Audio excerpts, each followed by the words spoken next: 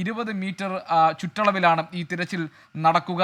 സൈന്യത്തെ സംബന്ധിച്ച് ഇവിടെ ഈ GPR സംവിധാനത്തിൽ ശ്വാസോച്ഛ്വാസത്തിൻ്റെ ഒരു സൂചന ലഭിച്ചിരിക്കുന്ന സാഹചര്യത്തിൽ അതെന്താണ് എന്ന് ഉറപ്പുവരുത്തേണ്ട ഉത്തരവാദിത്തം കൂടിയുണ്ട്. രണ്ടുപേരെ കുറിച്ചിട്ടുള്ള വിവരങ്ങൾ കിട്ടാനുണ്ട് എന്ന് ആ വീടിൻ്റെ ഉടമസ്ഥനായ യൂനസ് പറയുന്ന സാഹചര്യത്തിൽ പ്രത്യേകിച്ചും അവിടെ പരിശോധനയ്ക്ക് വലിയ പ്രസക്തിയുണ്ട്. യൂനസ് അവിടേക്ക് ആ സംഭവ സ്ഥലത്തേക്ക് തൻ്റെ വീടിരുന്ന ആ പ്രദേശത്തേക്ക് പോകുമെന്നും പറ്റുന്ന നിർദ്ദേശ കാര്യങ്ങൾ അവർക്ക് പറഞ്ഞു കൊടുക്കാം എന്നും അറിയിച്ചിട്ടുണ്ട്. ഏതായാലും പ്രതീക്ഷ വിടാതെ കാത്തിരിക്കേണ്ട സമയമാണിത്. പരിശോധന തുടരാനുള്ള തീരുമാനമുണ്ടായിരിക്കുന്നു. ഇനി മണ്ണുമാന്തി യന്ത്രങ്ങൾ അവിടെ എത്തി ആ മേഖലയിൽ പരിശോധന നടത്തും. ഒരു വീടും കടയും ചേർന്നിരുന്ന വീടും ഉണ്ടായിരുന്ന പ്രദേശത്താണ് ഈ ജീവൻ്റെ ഒരു സാന്നിധ്യമുണ്ട് എന്ന് ഇപ്പോൾ കരുതുന്നത്. അവിടെ നിന്നും ശ്വാസോച്ഛ്വാസത്തിൻ്റെ സിഗ്നലുകൾ വന്നിരിക്കുന്ന സാഹചര്യത്തിൽ 2 വട്ടമാണ് ഈ കാര്യത്തിൽ അവർക്ക് സിഗ്നലുകൾ കിട്ടിയത്. അതുകൊണ്ട് ഉറപ്പായും അവിടെ ഒരു സാന്നിധ്യം ഉണ്ട്. അത് എന്തിൻ്റെ സാന്നിധ്യമാണ്, അത് മനുഷ്യജീവനാണോ അതല്ലെങ്കിൽ ഏതെങ്കിലും ജീവികളുടേതാണോ എന്നൊക്കെയാണ് ഇനി ഉറപ്പിക്കാനുള്ളത്. ഏതായാലും ജീവന്റെ സാന്നിധ്യം വ്യക്തമാക്കുന്ന 2 സിഗ്നലുകൾ വന്നിരിക്കുന്ന സാഹചര്യത്തിലാണ് ഇപ്പോൾ ഈ ഒരു തീരുമാനമുണ്ടായിരിക്കുന്നത്. എസ് വിജയകുമാർ നമ്മളോടൊപ്പം ചേരുന്നുണ്ട്. വിജയകുമാർ, യൂനസിനോട് സംസാരിക്കുകയായിരുന്നു. യൂനസിന്റെ വീടിരുന്ന പ്രദേശത്താണ് ഇപ്പോൾ ഈ സിഗ്നലുകൾ ലഭിച്ചിരിക്കുന്നത്. 2 പേരെ കുറിച്ചിട്ടുള്ള വിവരങ്ങളാണ് യൂനസിന് കിട്ടാനുള്ളത്. ഒന്ന് യൂനസിന്റെ പിതാവിൻ്റെയും അതായത് PP മൊയ്തീൻ കുഞ്ഞിൻ്റെയും അതോടൊപ്പം തന്നെ അദ്ദേഹത്തിൻ്റെ സഹോദരൻ നാസറിൻ്റെയും വിവരങ്ങളാണ് കിട്ടാനുള്ളത്. അതുകൊണ്ട് തന്നെ ജീവന്റെ സാന്നിധ്യമുണ്ട് എന്ന സൂചന തരുന്ന ഈ സിഗ്നൽ അത് കേന്ദ്രീകരിച്ച് നടക്കുന്ന പരിശോധനയ്ക്ക് വലിയ പ്രാധാന്യമുണ്ട്. ഇപ്പോൾ എന്താണ് അവിടെ നടക്കുന്നത് വിജയകുമാർ? അല്ല ഗോപി, അവിടെ തെരച്ചിൽ സജീവമാകാൻ പോവുകയേ ഉള്ളൂ. അപ്പോൾ കൂടുതൽ സാമഗ്രികൾ അവിടേക്ക് എത്തേണ്ടതുണ്ട്. അപ്പോൾ ആർമിയുടെ അടുത്ത നീക്കം എന്താണെന്ന് നോക്കണം. ഇവിടെ ഇപ്പോൾ ആംബുലൻസ് അടക്കം കൊണ്ടുവരേണ്ടതുണ്ട്. ഇപ്പോൾ കണ്ടെത്തുന്നത് ഒരു മനുഷ്യനെ ആണെങ്കിൽ അതിന് ജീവനുണ്ട് എന്ന നിഗമനത്തിന്റെ അടിസ്ഥാനത്തിലാണെങ്കിൽ ആംബുലൻസ് അടക്കം എത്തേണ്ടതുണ്ട്. ഞാൻ ഇപ്പോൾ നിൽക്കുന്നത് ഈ ചൂരൽമലയിലാണ്. നമ്മൾ മുണ്ടകയിലേക്കുള്ള യാത്രയിലാണ്. സുജിത്തിനൊപ്പം അല്പസമയത്തിനകം ചേരും. ഇവിടെ ഒരു ആർമിയുടെ ആംബുലൻസ് ഇവിടെ ഉണ്ടായിരുന്നു. പക്ഷേ അത് ചുരൽമലയിൽ തന്നെ തുടരുകയാണ്. ഇപ്പോഴും അത് മുകളിലേക്ക് പോയിട്ടില്ല. കൂടുതൽ എന്തെങ്കിലും JCB-കളോ മറ്റും മണ്ണുമാന്തി യന്ത്രങ്ങളോ അവിടെ നിന്ന് പോയതായി ഇതുവരെ വിവരങ്ങളൊന്നുമില്ല. അത് എല്ലാം ചൂരൽമലയിൽ, ഞാനിപ്പോൾ അങ്ങോട്ടുള്ള യാത്ര വഴിയിലാണ്. ആ വഴി നീളെ നിർത്തിയിട്ടിട്ടുണ്ട്. ഒന്നും അവിടേക്ക് പോയിട്ടില്ല. ഇനിയും അവിടെ ഏതെങ്കിലും നിലവിലുണ്ടോ എന്നുള്ളതാണ് പരിശോധിക്കേണ്ടത്. ചിലപ്പോൾ ഒരു പക്ഷേ ഈ ജോലി കഴിഞ്ഞ് എല്ലാം ഇങ്ങോട്ട് വരണമെന്നില്ല. ചിലതൊക്കെ അവിടെ തന്നെ കാണും. അങ്ങനെയാണെങ്കിൽ അത് ഉപയോഗിക്കുമായിരിക്കും ഈ തെരച്ചിലിന്. അതിന്റെ നടപടികൾ എങ്ങനെയാണെന്ന് അറിയില്ല. പക്ഷെ ഇതുവരെ ചൂരൽമലയിൽ നിന്ന് എന്തെങ്കിലും ഒരു വാഹനം പുതുതായി അവിടേക്ക് കയറിപ്പോയതായി നമ്മുടെ ശ്രദ്ധയിൽപ്പെട്ടിട്ടില്ല. ഈ പ്രത്യേകിച്ച് ആംബുലൻസോ മറ്റേതെങ്കിലും മണ്ണുമാന്തി യന്ത്രങ്ങൾ. അപ്പം ആംബുലൻസ് ഒക്കെ പോകേണ്ടത് നമ്മൾ കടന്നു പോകുന്ന ഈ വഴിയിലൂടെ തന്നെയാണ് പോകേണ്ടത്. അത് ആർമിയുടെ താൽക്കാലിക പാലം, ബെയിലി പാലം കടന്നു തന്നെയാണ് പോകേണ്ടത്. പക്ഷെ അങ്ങനെ ഏതെങ്കിലും ഒരു വാഹനമോ മണ്ണുമാന്തി യന്ത്രമോ അവിടേക്ക് മുകളിലേക്ക് ഇതുവരെ പോയതായി നമ്മുടെ ശ്രദ്ധയിൽപ്പെട്ടിട്ടില്ല. താഴെ വന്നതൊക്കെ ഇവിടെ തന്നെ കിടക്കുകയും ചെയ്യുന്നുണ്ട്. അപ്പോൾ തെരച്ചിൽ എന്തായാലും ഈ യന്ത്രങ്ങളില്ലാതെ അവിടെ തെരച്ചിൽ അസാധ്യമാണ് രാത്രി സമയത്ത്. അല്ലെങ്കിലും അവിടെ ഇപ്പോൾ നടക്കുന്ന തെരച്ചിലിന് ഇനിയിപ്പോൾ മണ്ണുമാന്തി യന്ത്രങ്ങൾ മതിയായേ പറ്റൂ. അപ്പോൾ അത് എങ്ങനെ അവിടേക്ക് കൊണ്ടുപോകും എന്ന് ഈ ഘട്ടത്തിൽ വ്യക്തമല്ല. അങ്ങനെ പോകുന്നുണ്ടോ എന്നും അറിയില്ല. അത് പോകാതെ അല്ലെങ്കിൽ അതവിടെ എത്തിക്കാതെ എങ്ങനെയാണ് അടുത്ത ഘട്ടം അവിടെ തെരച്ചിൽ നടത്തുക എന്നതിൽ വലിയ സംശയം എനിക്കുണ്ട്. അതല്ലാതെ മനുഷ്യന് സാധ്യമായ തരത്തിൽ തെരച്ചിൽ ഇതിനോടകം നടന്നിട്ടുണ്ട്. ഇനി കൂടുതൽ തെരച്ചിലിന് ഈ യന്ത്ര സാമഗ്രികൾ തന്നെ വേണം. അത് അവിടെ എത്തിക്കേണ്ടതുണ്ട്. ഇതുവരെ നമ്മളുടെ കൺമുമ്പിലൂടെ ഈ വാഹനങ്ങളൊന്നും വീണ്ടും ചൂരൽമലയിൽ നിന്ന് മുണ്ടക്കയിലേക്ക് യാത്ര തുടങ്ങിയിട്ടില്ല എന്നതാണ് ആ വസ്തുത. പ്രത്യേകിച്ച് ആംബുലൻസ് അടക്കം. അപ്പോൾ ഒരാളെ അവിടെ കണ്ടെത്തിയാൽ അടിയന്തരമായി വൈദ്യസഹായം നൽകണമല്ലോ. അപ്പോൾ എല്ലാത്തരം സൗകര്യങ്ങളുള്ള ഒരു ആംബുലൻസ് ആണ് വേണ്ടത്. അത് എന്തായാലും ഇവിടെ നിന്ന് മുകളിലേക്ക് പോയിട്ടില്ല. അപ്പോൾ അല്ലെങ്കിൽ ഡോക്ടേഴ്സിനെ അവിടെ എത്തിക്കണം. അതിനൊന്നുമുള്ള ക്രമീകരണം. അപ്പോൾ അത്തരം അപ്പോൾ ആംബുലൻസുകളൊന്നും ഈ വൈദ്യസഹായവുമായി മുകളിലേക്ക് ഇതുവരെ പോയിട്ടില്ല നമ്മളുടെ കൺമുന്നിലൂടെ. വേണു, ഗോപി. ശരി, ആംബുലൻസുകളോ അല്ലെങ്കിൽ മണ്ണുമാന്തി യന്ത്രങ്ങളോ ഒന്നും ഇപ്പോൾ ചൂരൽമലയിൽ നിന്ന് മുണ്ടക്കൈ പ്രദേശത്തേക്ക് പോയിട്ടില്ല എന്നാണ് എസ് വിജയകുമാർ റിപ്പോർട്ട് ചെയ്യുന്നത്. അതേസമയം തന്നെ തിരച്ചിൽ കൂടി ശക്തമായി തുടരാനുള്ള തീരുമാനമുണ്ടായിട്ടുണ്ട്. സ്വാഭാവികമായും ഇനി ആ മേഖലയിൽ തിരച്ചിൽ നടത്തണമെങ്കിൽ യന്ത്ര സാമഗ്രികളുടെ സഹായം ആവശ്യമാണ്.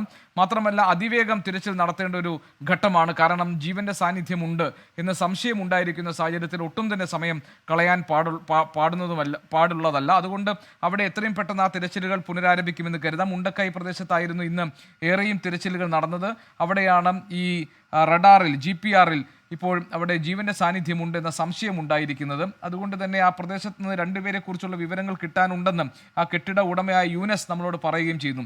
സുർജിത്ത് അയ്യപ്പത്ത് ഈ മുണ്ടക്കൈ ടോപ്പ്, അതായത് ജീവന്റെ സാന്നിധ്യമുണ്ടെന്ന് കരുതുന്ന സംശയിക്കുന്ന ആ ഇടത്ത് നിന്നും സുർജിത്ത് അയ്യപ്പത്ത് നമ്മളോടൊപ്പം ചേരുന്നുണ്ട്. സുർജിത്ത്, ഇടയ്ക്ക് വെച്ച് ഈ സൈന്യം അത് പാമ്പോ തവളയോ അല്ലെങ്കിൽ ഏതെങ്കിലും ജീവികളായിരിക്കും എന്ന നിഗമനത്തിലെത്തി ഈ തിരച്ചിൽ അവസാനിപ്പിച്ചിരുന്നു. പക്ഷേ രണ്ടുപേരെ കുറിച്ചുള്ള വിവരങ്ങൾ കിട്ടാനുണ്ട് എന്ന് വീട്ടുടമ പറഞ്ഞിരിക്കുന്ന സാഹചര്യത്തിൽ അവിടെ തിരച്ചിൽ ഊർജിതമായി പോകേണ്ടതുണ്ട്. അപ്പോൾ അതിനു വേണ്ടിയുള്ള സംവിധാനങ്ങളായിട്ടുണ്ടോ, അതോ അവിടെ ഇപ്പോഴും കാര്യങ്ങളൊന്നും നടക്കുന്നില്ലേ? ഇവിടെ ഇപ്പോൾ അല്പസമയം മുമ്പ് ഇത് നിയന്ത്രിക്കുന്ന ഈ ഏജൻസിയുടെ ഉദ്യോഗസ്ഥനായിട്ടുള്ള നിരഞ്ജനും അതോടൊപ്പം സൈനിക ഉദ്യോഗസ്ഥരും തമ്മിൽ കൂടിക്കാഴ്ച നടത്തിയിരുന്നു. ആ കൂടിക്കാഴ്ച നടത്തിയ ശേഷം ഇവിടെ നിന്ന് അവർ മുകൾ ഭാഗത്തേക്ക് കയറിപ്പോയിരിക്കുകയാണ്. പരിശോധന നടത്തേണ്ട ഇടം എന്ന് പറയുന്നത് ഒരു വലിയൊരു കെട്ടിടത്തിന്റെ പുറകിലായി ഉണ്ടായിരുന്ന മറ്റൊരു കെട്ടിടമാണ് എന്നുള്ളതാണ്. അതാണ് തകർന്ന് തരിപ്പണമായിരിക്കുന്നത്. അതിന് താഴെയാണ് അങ്ങനെ ഒരു സിഗ്നൽ, അതായത് ഇവരുടെ വീടിന്റെ അടുക്കള ഭാഗത്താണ് ഇത്തരത്തിൽ സിഗ്നൽ ലഭിച്ചിരിക്കുന്നത്. ആ സിഗ്നലിന്റെ അടിസ്ഥാനത്തിലാണ് ഇങ്ങനെ പരിശോധന നടന്നുകൊണ്ടിരിക്കുന്നത്. രാത്രി ഇവിടേക്ക് യന്ത്രങ്ങൾ ഉൾപ്പെടെയുള്ള സംവിധാനങ്ങൾ ഒന്നും തന്നെ ഇതുവരെ എത്തിയിട്ടില്ല. അങ്ങനെ ഒരു പരിശോധന നടക്കുമോ എന്നുള്ള കാര്യത്തിൽ ഇനി വ്യക്തത വന്നിട്ടില്ല. ഉദ്യോഗസ്ഥർ ഇവിടെയുണ്ട്.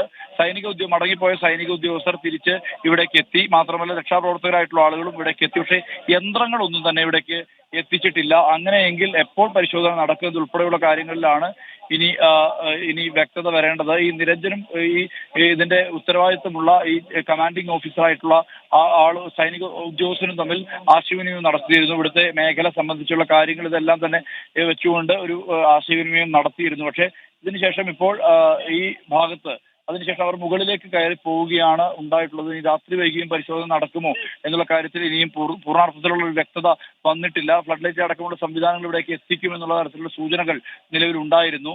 എന്തായാലും ആ പരിശോധന ചർച്ചയ്ക്ക് ശേഷം അവർ ഇവിടെ നിന്ന് എല്ലാവരും മാറിയിരിക്കുന്ന ഒരു സാഹചര്യമാണ് നിലവിൽ ഇപ്പോൾ ഉള്ളത്. മറ്റുള്ളവർ ചില രക്ഷാപ്രവർത്തകർ ഇവിടെ കൂടി നിൽക്കുന്നുണ്ട്, സൈനിക ഉദ്യോഗസ്ഥരുണ്ട്.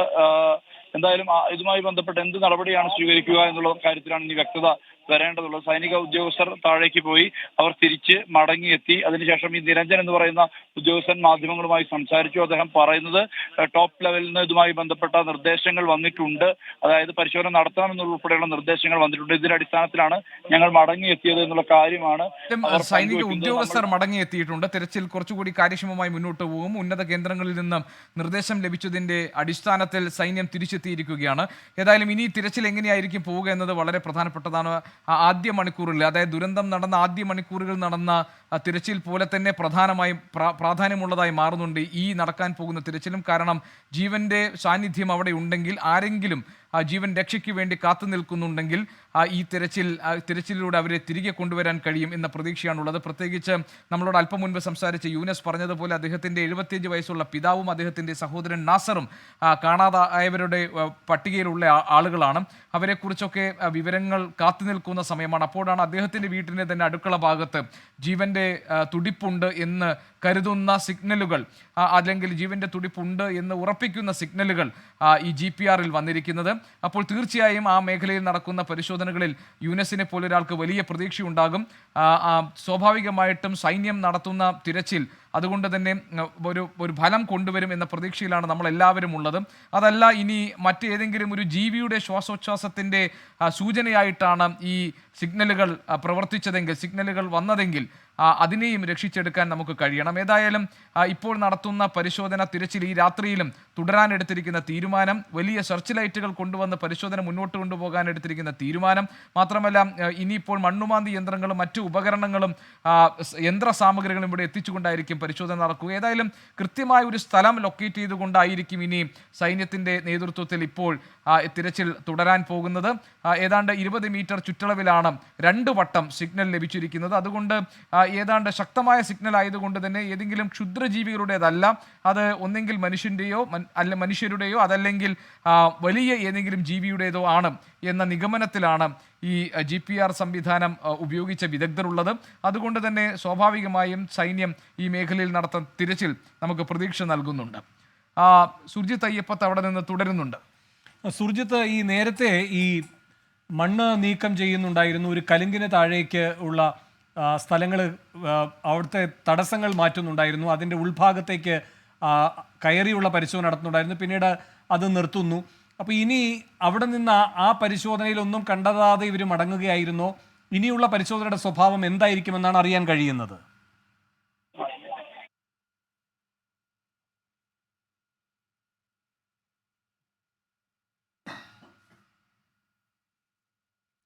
സുർജിത്താണ് ആ സ്ഥലത്ത് ഉള്ളത്. ഈ മുണ്ടക്കൈ ടോപ്പിലാണ് സുർജിത്ത് ഉള്ളത്. അല്പസമയത്തിനകം സുർജിത്ത് പുതിയ വിവരങ്ങൾ നൽകും. എന്തായാലും ദൗത്യം തുടരാൻ തന്നെയാണ് തീരുമാനമെടുത്തിരിക്കുന്നത്. അത് മുഖ്യമന്ത്രിയുടെ ഓഫീസ് ഇടപെട്ടാണ് ആ തീരുമാനത്തിലേക്ക് എത്തിയിരിക്കുന്നത്. യൂനസ് എന്ന വ്യക്തിയുടെ തറവാട് വീടാണ് അവിടെ തകർന്നത്. 75 വയസ്സുള്ള അച്ഛനാണ് അവിടെ ഉണ്ടായിരുന്നത്. മൊയ്തീൻ കുട്ടി എന്നാണ് അദ്ദേഹത്തിൻ്റെ പേര്. അദ്ദേഹം ജീവിച്ചിരിപ്പുണ്ടാകും എന്ന വലിയ പ്രതീക്ഷയാണ് യൂനസ് പങ്കുവയ്ക്കുന്നത്. അതിന് പ്രതീക്ഷ നൽകുന്ന വിവരങ്ങളാണ് വന്നത്. സുർജിത്ത് ഇപ്പോൾ ഉണ്ട്. സുർജിത്ത്, ഈ കലുങ്കിൻ്റെ ഭാഗത്തുള്ള തടസ്സങ്ങൾ നീക്കുക, അതിനുശേഷം അതിൻ്റെ ഉള്ളിലേക്ക് പരിശോധിക്കാനായി ചിലർ കടക്കുന്നത് കണ്ടു, പിന്നീട് അവർ മടങ്ങി വരുന്നത് കണ്ടു. അപ്പോൾ ആ ഭാഗത്ത് തന്നെ തുടർന്നും തിരച്ചിൽ നടത്തുക, അങ്ങനെയാണോ ആലോചിക്കുന്നത്? അതോ അവിടെ ഒന്നും കണ്ടില്ല, മറ്റു ഭാഗങ്ങളിലേക്ക് തിരച്ചിൽ നടത്തുക എന്നതിലേക്കാണോ അടുത്ത ഘട്ടം? ഒരു തവണ കൂടി ഇപ്പോൾ സിഗ്നൽ പരിശോധിക്കുന്നതാണ് നമുക്ക് കാണാൻ കഴിയുന്നത്. വീണ്ടും സൈനിക ഉദ്യോഗസ്ഥരും ഈ സ്വകാര്യ ഏജൻസിയും ഇപ്പോൾ പരിശോധന നടത്തിക്കൊണ്ടിരിക്കുകയാണ്. ഇതിന്റെ ഓപ്പറേറ്റർ ആയിട്ടുള്ള നിരഞ്ജൻ എന്ന ഉദ്യോഗസ്ഥൻ ആണ് ഇവിടെ ഉള്ളത്. അദ്ദേഹം ആണ് നേരത്തെ ഇത് പരിശോധിച്ചത് വഴി 0.7 എന്നുള്ള ഒരു സിഗ്നൽ പരിധി ഈ GPRൽ കണ്ടെത്തിയിരിക്കുന്നത്. അതുകൊണ്ടാണ് ഈ ഗ്രൗണ്ട് പെനിട്രേറ്റിംഗ് റഡാർ ഉപയോഗിച്ചുകൊണ്ട് വീണ്ടും ഒരു പരിശോധന നടത്താൻ വേണ്ടിയുള്ള തീരുമാനത്തിലേക്ക് എത്തിയത്. ആ പരിശോധന ഇപ്പോൾ നടത്തിയിട്ടുണ്ട്. പോലീസ് ഉൾപ്പെടെയുള്ള സംവിധാനങ്ങൾ ഇവിടെ എത്തിയിട്ടുണ്ട്. ഇതിന്റെ റഡാറിന്റെ പരിധി ഉൾപ്പെടെ വെച്ചുകൊണ്ട് ആളുകളെ മാറ്റി നിർത്തിയിരിക്കുകയാണ്.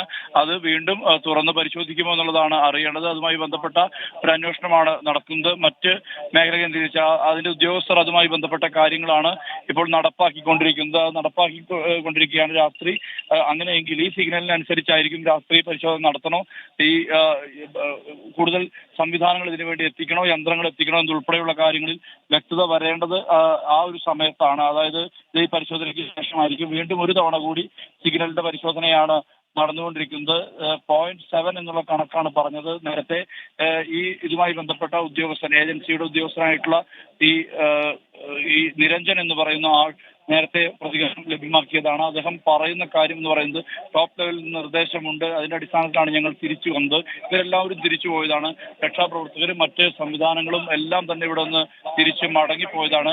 സൈനികർ നിർദ്ദേശം നൽകുന്നുണ്ട്, എല്ലാവരും പുറകിലേക്ക് മാറി നിൽക്കണം, റഡാറിന്റെ പരിധിയിൽ നിന്ന് മാറി നിൽക്കണം എന്നുള്ള നിർദ്ദേശം ഇവർ എല്ലാവരും നൽകുന്നുണ്ട്. എന്തായാലും ആ നടപടി ഇവിടെ നടന്നുകൊണ്ടിരിക്കുന്നു. വീണ്ടും ആ സിഗ്നൽ പരിധിയിൽ നിന്ന് എല്ലാവരെയും മാറ്റി നിർത്തുന്നു. ആ ഒരു കാഴ്ചയാണ് ഇപ്പോൾ നമുക്ക് ഇവിടെ കാണാൻ കഴിയുന്നത്. ഇതിന് ശേഷമാകും ഇതിന്റെ പിറകിൽ പരിശോധന നടത്തുക. ജീവന്റെ തുടിപ്പ് ഇവിടെയുണ്ട് എന്നുള്ള തരത്തിലാണ് പറയുന്നത്. ആ ജീവന്റെ തുടിപ്പ് കണ്ടെത്തുക എന്ന ദൗത്യമാണ് നടക്കുന്നത്. ആ ജീവന്റെ തുടിപ്പ് സ്ഥിരീകരിക്കുക എന്നുള്ള ദൗത്യമാണ് വീണ്ടും നടക്കുന്നത്. ആ ദൗത്യം നമുക്ക് ഇപ്പോൾ ഇവിടെ കാണാൻ കഴിയുന്നുണ്ട്. ആളുകളെ മുഴുവൻ ഇവിടെ നിന്ന് മാറ്റുന്നു. അതിനുശേഷം ഈ റഡാർ ഉപയോഗിച്ചുകൊണ്ടുള്ള പരിശോധന നടത്തും. സിഗ്നൽ കൃത്യമായി ലഭിക്കേണ്ടതുണ്ട് എന്നതിന്റെ അടിസ്ഥാനത്തിലാണ് പരിശോധന നടത്തുന്നത്. ഒരിക്കൽ കൂടി പരിശോധന നടത്തിയ ശേഷമാകും മറ്റ് തിരച്ചിൽ സംവിധാനങ്ങൾ അടക്കം എത്തിച്ചുകൊണ്ട് അത്തരം നടപടികളിലേക്ക് കടക്കുക. മുഖ്യമന്ത്രി ഉൾപ്പെടെ ഇടപെട്ട സാഹചര്യമാണ് ഇങ്ങനെ വീണ്ടും ഒരു നടപടിയിലേക്ക് കടന്നിരിക്കുന്നത് എന്നുള്ളതാണ് നമുക്ക് അറിയാൻ കഴിയുന്നത്. അത്തരത്തിൽ ഒരു നീക്കത്തിന്റെ ഭാഗമായാണ് ഇങ്ങനെ വീണ്ടും ഉദ്യോഗസ്ഥർ ഇവിടേക്ക് തിരിച്ച് മടങ്ങി വരികയും ആ പരിശോധനയ്ക്ക് വേണ്ടി നേതൃത്വം നൽകുകയും ചെയ്തുകൊണ്ടിരിക്കുന്നത്. ആ ഒരു കാഴ്ചയാണ് ഇപ്പോൾ ഇവിടെ നമുക്ക് ഇപ്പോൾ കാണാൻ കഴിയുന്നത്. ഗോപി, 2 വട്ടം ജീവന്റെ തുടിപ്പ് കണ്ടെത്തിയ അതേ മേഖലയിൽ മൂന്നാമതും ഒരു റഡാർ പരിശോധന നടത്തുകയാണ്. ആളുകളെയൊക്കെ ആ സ്ഥലത്ത് നിന്ന് വടം കെട്ടി തിരിച്ച് മാറ്റി നിർത്തിയിട്ടുണ്ട്. ആളുകളോട് ആ പ്രദേശത്ത് അല്പം മാറി നിൽക്കാൻ പറഞ്ഞിട്ടുണ്ട്. മൂന്നാമത്തെ പരിശോധനയിലും ഈ ജീവന്റെ സാന്നിധ്യം ഉണ്ട് എന്ന് ഉറപ്പിക്കാനായാൽ കുറെ കൂടി ആ പ്രദേശം ആ സ്ഥലം ലൊക്കേറ്റ് ചെയ്തുകൊണ്ടുള്ള പരിശോധനകളായിരിക്കും നടക്കുക. സൈന്യത്തിൻ്റെ സാന്നിധ്യം അവിടെയുണ്ട്. അവർ ഇനി പരിശോധനയ്ക്ക് തയ്യാറായിട്ട് വീണ്ടും തിരിച്ചെത്തിയിട്ടുണ്ട്. മാത്രമല്ല ഈ റഡാർ ഉപയോഗിച്ചിട്ടുള്ള പരിശോധന നടത്തുന്ന സ്വകാര്യ ഏജൻസിയുടെ ഉദ്യോഗസ്ഥൻ നിരഞ്ജൻ തന്നെ പറഞ്ഞത്. ഇനിയിപ്പോൾ ഒരു വട്ടം കൂടി ഈ സിഗ്നൽ പരിശോധന നടത്തുകയാണ്, റഡാർ പരിശോധന നടത്തുകയാണ്. അതിൽ ഒന്നുകൂടി ഈ ജീവന്റെ സാന്നിധ്യമുണ്ടെന്ന് ഉറപ്പിക്കാൻ കഴിഞ്ഞാൽ, അത് ലൊക്കേറ്റ് ചെയ്യാൻ കഴിഞ്ഞാൽ വളരെ പെട്ടെന്ന് തന്നെ അതിൻ്റെ പരിശോധനകളിലേക്ക് കടക്കും. അതായത് മൂന്നാമത്തെ റഡാർ പരിശോധനയാണ് ഇപ്പോൾ നടക്കാൻ പോകുന്നത്. യൂനസ് താമസിച്ചിരുന്ന യൂനസിന്റെ കെട്ടിടത്തിന്റെ അടുക്കളയുടെ ഭാഗത്താണ് ജീവന്റെ ഒരു സാന്നിധ്യമുണ്ട് എന്ന സംശയം ഉയർത്തിയ ഈ സിഗ്നൽ ലഭിച്ചത്.